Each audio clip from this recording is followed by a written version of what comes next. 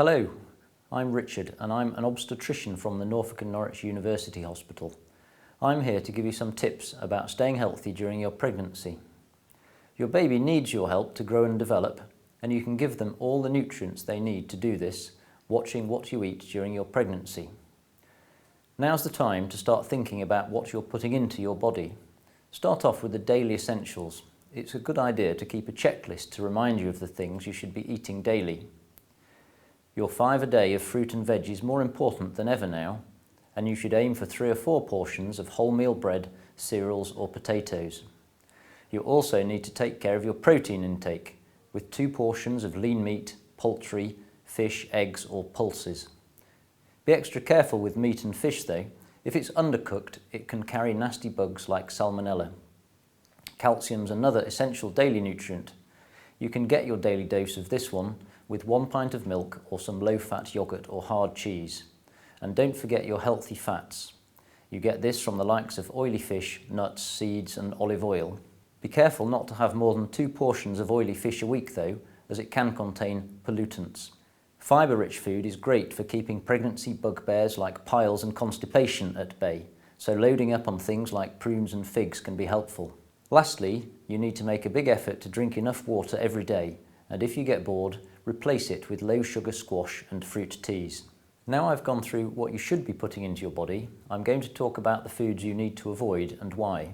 You'll need to steer clear of unpasteurised milk from cows, goats or sheep, and soft, mould-ripened, blue-veined or unpasteurised cheeses like brie or camembert. These foods can contain listeria bacteria. This is likely to give you mild flu-like symptoms, but your baby is at a bigger risk if it gets into their system. Liver and anything containing liver, like liver sausage and pâté, is a no-go because of the retinol it contains, a substance linked to birth defects. Avoid vegetable pâté too, as this can contain listeria. When it comes to fish, there are a few that you need to keep away from.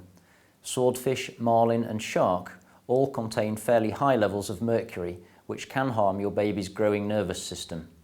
Tuna is okay, but limit your intake to 4 medium cans or 2 steaks a week.